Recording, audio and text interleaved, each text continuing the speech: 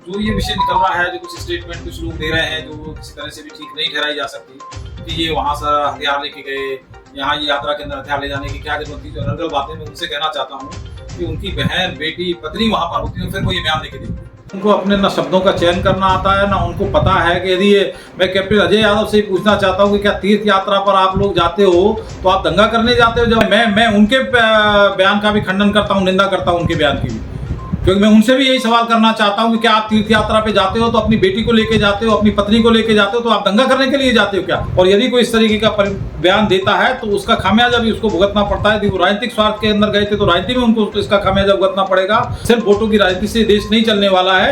ये देश संवेदनशीलता से चलेगा, सहनशीलता से चलेगा, आपसी प्यार से चलेगा, आपसी भाईचारे से चलेगा। उसको यदि कोई भी तोड़ने का काम करता है तो वो पूरे समाज का दुश्मन है, वो हर एक का दुश्मन है। कि माननीय सांसद का बयान निंदनीय है, बिल्कुल निंदनीय है, किसी तरह से भी इसको ठीक नहीं ठहराया जा सकता। नमस्कार, आप देख रहे हैं दैनिक साथी।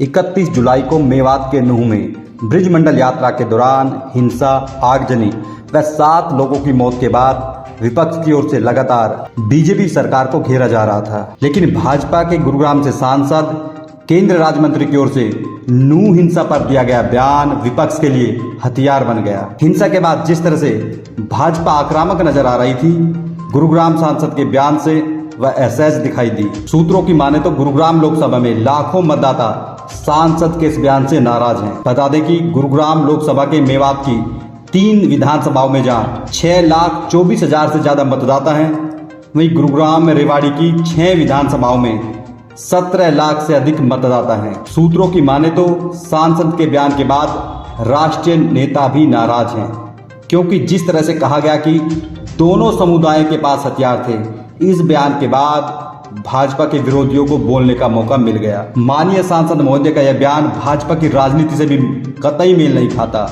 सवाल इसलिए भी ज्यादा उठ रहे हैं कि ब्रिज मंडल यात्रा में शामिल होने के लोग बच्चों व महिलाओं को भी लेकर पहुंचे थे। क्या भारतीय जनता पार्टी में रहकर माननीय सांसद का यह बयान आत्मघाती सिद्ध होगा? शायद इसको पॉलिटिकल सुसाइड कहने में भी कोई अतिशयोक्ति नहीं होनी चाहिए। भाजपा सांसद के बयान को लेकर भाजपा के अंदर भी लगातार विरोध के स्वर उठ रहे हैं। हरियाणा भाजपा के पूर्व प्रदेश उपाध्यक्ष, हरियाणा टूरिज्म के चेयरमैन डॉक्टर अरविंद यादव ने अपने ही सांसद पर बड़ा हमला किया। वहीं कांग्रेस के वरिष्ठ नेता कैप्टन अजय सिंह यादव को भी आड़े हाथ लिया। अब आपको दिखाते हैं किस तरह से सांसद के बयान के बाद उनकी ही पार्टी के नेता भड़के हुए दिखाई दिए। देखिए, जो विश्व हिंदू परिषद और बजरंग दल की 31 तारीख की जो यात्रा थी, वो जो यात्रा में हुआ वो बड़ा दुर्भाग्यपूर्ण।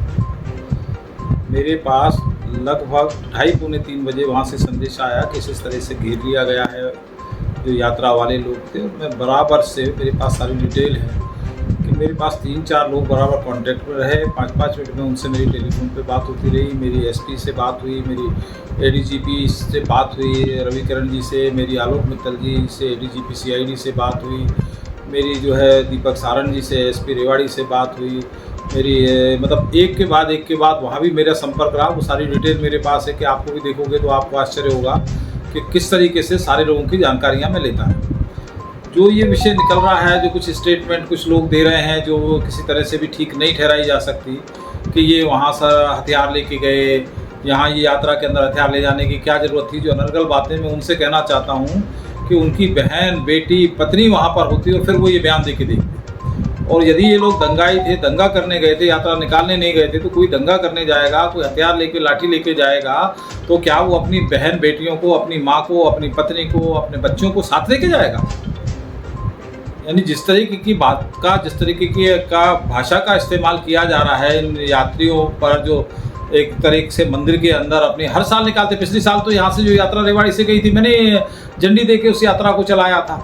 तो कोई हम लोग आतंकवादी हो गए, हम लोग लड़ाई झगड़ा करने वाले लोग हो गए, या हम लोग शांति को भंग करने वाले लोग हो गए कि जो इस तरीके का इन लोगों के ऊपर आक्षेप लगाया जा रहा है कि इस तरह की बातें करके जा रहे हैं। निश्चित तौर पर वहाँ जो एक एमएलए है, उस एमएलए के इस तरह से साक्ष्य भी आ रहे हैं कि उस एमएलए की लगाई हुई सारी की सारी आग है वहाँ पर, और उसने पहले से भड़काया और पहले से भड़का के ये सुनियोजित षड्यंत्र उसने रचा कि जिस तरह से यात्रा निकलेगी और यात्रा निकाल के जो लोग आएंगे उनके ऊपर हम कातिलाना हमला करेंगे। और जिस तरीके का वहाँ व्यवहार किया गया है वो किसी तरह से भी सभ्य समाज के अंदर किसी में भी ठीक नहीं ठहराया जा सकता। मैं कड़े नंदों में इसकी निंदा करता हूं। और चूंकि सरकार हमारी है, भारतीय जनता पार्टी की सरकार है, हमारे मुख्यमंत्री है, पूरा विश्वास है कि वहाँ जिन लोगों ने भी इस तरीके का वहाँ इतना गंदा घिनौना खेल किया है, जिन लोगों ने भी मारने का काम किया है, हत्याएं करने का काम किया है, संपत्ति को नुकसान पहुंचाने का काम किया है, लोगों के साथ अभद्रता करने का काम किया है, उनके खिलाफ कड़ी से कड़ी कार्रवाई नहीं होगी, उनको कड़ी से कड़ी सजा भी मिलेगी। इतना मुझे पूरा विश्वास है अपने शासन पे, प्रशासन पे। सर एक बात ये भी कही जा रही है, जो लोग वहाँ पर गए थे कि बहुत देर कर दी पुलिस ने पहुँचने में, करीब 6 घंटे लगे, जबकि जल्दी से आपने बताया कि आपके पास भी लगातार फोन आ रहे हैं। देखिए ऐसा है कि मेरी बात हुई, मैं अपने मोबाइल में भी मैं आपको डिटेल दिखा दूं, क्योंकि आप ये कर रहे हैं तो एक बार मुझे दिखाइए। देखिए मैं आपको बताता हूं, मेरे मोबाइल पे ही आपको मैं 31 तारीख की घटना का ये आपको सिलसिलेवार में बताता हूं। ये मैं एक बार अभी आपको 31 तारीख पर जो पुलिस थी वो पुलिस थी ही, लेकिन जब इस तरह की घटना वहाँ पर घटने लगी तो चारों तरफ से पुलिस भागी, तो पुलिस को तैयार होने में पहुँचने में भी थोड़ा समय लगा। लेकिन पुलिस ने भी जहाँ जहाँ ये थे, क्योंकि चारों तरफ से रेवाड़ी के एसपी ने मुझे बताया कि होटल की साइड से ये कंट्रोल करते हुए चले, पलवल के एसपी अपनी साइड से कंट्रोल चले, गुड़गांव की फोर्स वहाँ से चलती, मतलब चारों तरफ की जब फोर्स भागी है। और एडीजीपी लॉ एंड ऑर्डर ममता सिंह जी खुद वहाँ पर फोर्स को लेके भागी हैं, तो उसके अंदर थोड़ा सा समय लगा और सारों को वो कंट्रोल में करते हुए आगे बढ़ी हैं। इसलिए जहाँ मंदिर पर ये सारे के सारे हमारे यात्रा वाले लोग फंसे हुए थे, वहाँ पहुँचने में समय लगा। लेकिन पुलिस जहाँ जहाँ भी से एंटर हुई थी, वहाँ उनको सबको खदेड़ते हुए, सबको जो है वहाँ से शांति का रास्ता बनाते हुए और कंट्रोल में अपने लेते हुए स्थिति को तभी आगे बढ़े। तो उस सारी स्थिति को कंट्रोल में लेने के, क्योंकि इतना बड़ा सुनियोजित षड्यंत्र था इस यात्रा के खिलाफ, तो इसलिए उसको कंट्रोल करने में थोड़ा समय लगा। आपने एक विधायक का नाम लिया, लेकिन मोनू माने सर, बजरंगी, तमाम इन लोगों के भी नाम आ रहे हैं, FIR भी दर्ज हुई है, तो क्या उतने दोषी वो भी है ना कहीं ना कहीं? देखिए जितना भी हमारे गृह मंत्री जी ने कहा है, क्योंकि कानून व्यवस्था देखना जहाँ सरकार का काम है, तो गृह मंत्री जी हेड हैं उसके, तो उन्होंने भी कहा है कि मैंने सारी वीडियो देखी है और यदि कहीं वो दोषी पाए जाते हैं तो निश्चित तौर पर सरकार उनके खिलाफ भी करेगी। तो उनकी भी जांच हो रही है, जांच से अछूता कोई नहीं है। जांच के अंदर जो भी आएगा और जिस किसी के कारण से भी ये दंगा भड़कने का काम हुआ होगा, उस पर निश्चित तौर पर कार्रवाई करना सरकार का काम है, प्रशासन का काम है, वो निश्चित तौर पर करेंगे। लेकिन जो सुनियोजित ढंग से 3-4 दिन 5 दिन 1 हफ्ते पहले से जो तैयारी चल रही थी इस यात्रा में खलल डालने की और इस यात्रा के ऊपर इस तरीके का व्यवहार करने का, वो किसी भी सभ्य समाज के लिए उसके लिए ठीक नहीं कहा जा सकता। कितना टाइम आपको भी लगा कि लगातार इंसिडेंट के शुरू से आपके पास फोन आने शुरू हो गए थे और लास्ट तक जब तक पुलिस नहीं पहुंची आपके पास कॉन्टेक्ट में रखे? पुलिस इतनी देरी से पहुंचने कहीं ना कहीं, रेवाड़ी 40 मिनट लगते हैं, रेवाड़ी से अमित जी पुलिस को जैसे ये सारी जानकारियां मिली, चारों तरफ से फोर्स को भेजने का काम किया गया और उनको दंगाइयों को कंट्रोल करते हुए, दंगाइयों के पास हथियार थे, उनके साथ भी पुलिस को झड़प करनी पड़ी, उनको अपने कंट्रोल में लेना पड़ा, उसके कारण से भी समय लगा।